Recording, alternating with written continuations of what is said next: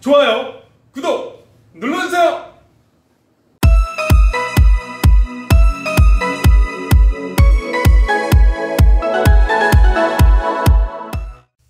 제대로 알고 내 집 마련하기 위해 시청해주신 우리 시청자 여러분, 안녕하십니까? 친절아빠 이충훈입니다.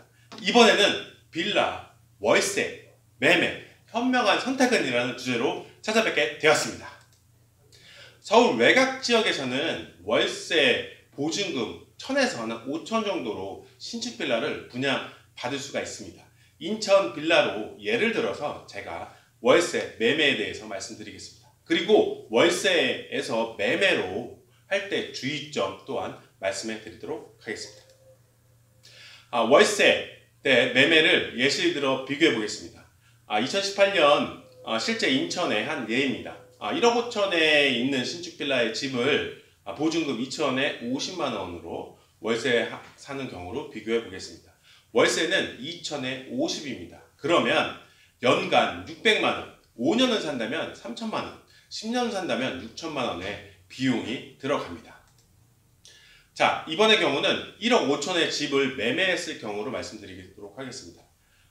2천만 원의 실입주금으로 대출을 1억 3천을 받아야 되고요. 대출금리를 4.2%로 계산을 하겠습니다.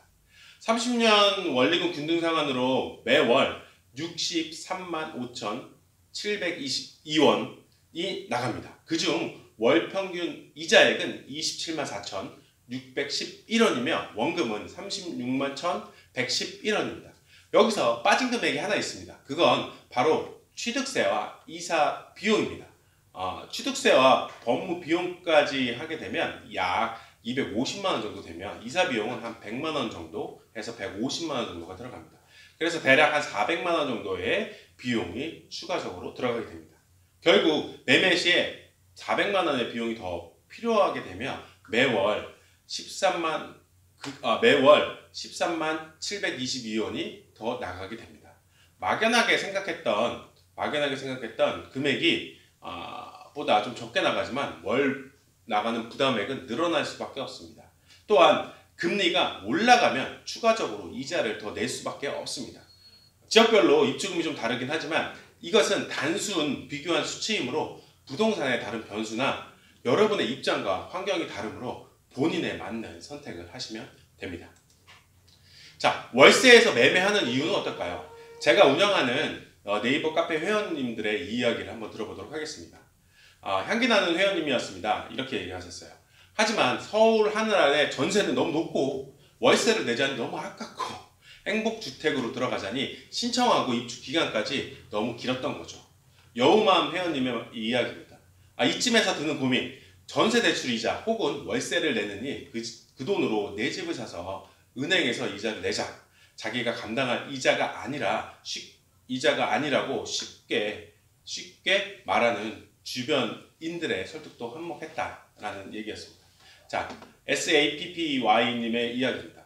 5년 전에 비해 월세 비율이 높아져서 부담되고 전에 지인이 월세를 내느니 대출 받아서 월세를 삼아 원리금을 갚아낸다고 했던 게 생각이 나서 무모하지만 저도 집을 매매하기로 결심했습니다. 달려라 멀더 회원님의 이야기입니다. 전세에서 월세로 바꾸겠다는 집주인의 이야기를 듣고 어차피 같은 월세라고 생각하고 신축 빌라를 옮겨야겠다는 생각에 처음에는 월세로 살다가 많은 분들이 월세는 나가는 돈이라는 인식이 때문에 재계약 시 매매로 전환을 많이 하고 있는 시점입니다. 자, 그럼 이쯤에서 월세에서 매매로 전환 시 주의할 점이 무엇인지 제 의견을 말씀해 드리도록 하겠습니다. 자, 끝으로 저의 의견은 이렇습니다. 월세로 살다가 신축 빌라 매매로 전환하는 분들이 생각보다 많이 있습니다. 하지만 그래도 주의할 점은 있습니다.